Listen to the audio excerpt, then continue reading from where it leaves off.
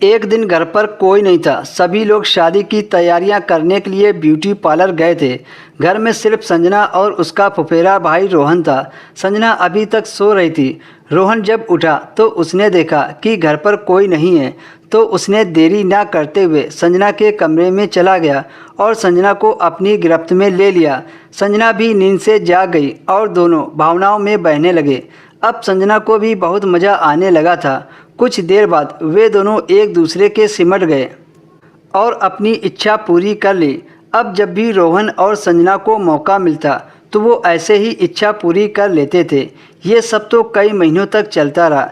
रोहन की उम्र संजना से काफ़ी अधिक थी, तो इस वजह से रोहन की शादी पहले हो गई। रोहन की शादी में संजना ने खूब धूम मचा रखी थी, लेकिन जहाँ अन्य सभी भाई बहन भाभी भाभी कहकर नई नवेली दुल्हन सपना को घेरे रहते थे, वहीं संजना केवल रोहन के पास नज़र आती थी। यह देखकर तो सारे रिश्तेदार भी हैरान थे कि यह कैसा रिश्ता है भाई बहन का। क्या अपनी शारीरिक इच्छा व इसके चलते दोनों अपना रिश्ता भी भुला बैठे थे। सामाजिक मर्यादा को ताक पर रखकर दोनों बिना किसी झिझक वो करते जो चाहते थे। उन्हें किसी की परवाह नहीं थी और न ही किसी से डरते थे। रोहन की शादी के बाद भी हर परिवार समारोह में संजना उसके साथ रहती थी। एक बार रोहन की पत्नी सपना ने रोहन और संजना को हाथों में हाथ लिए बैठे देखा।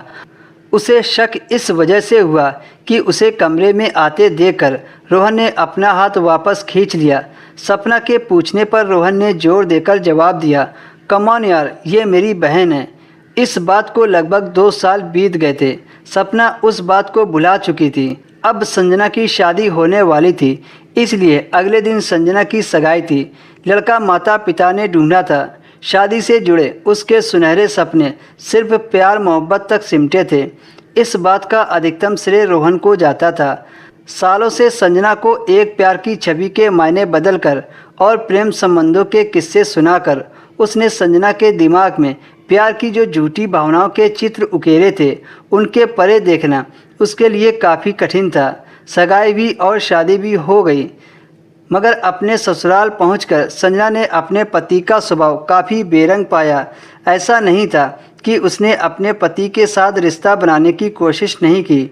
साल भर में संजना की बिटिया भी गोद में आ गई थी, लेकिन उनके रूखे व्यवहार के आगे संजना मुरझाने लगी। 1.5 साल बाद जब छोटी बहन की शादी में वो मायके आई तो रोहन से मिलकर एक बार फिर से खिल उठी थी। शादी में आई सारी औरतें एक बार फिर से रोहन और संजना को करीब देखकर अचंभित हो गई। अब तो शादी भी हो गई, बच्चे भी हो गए, तब भी हद है। संजना ने तो प्यार का रिकॉर्ड ही तोड़ दिया और फिर से संजना अपने रोहन भैया से चिपकने लगी।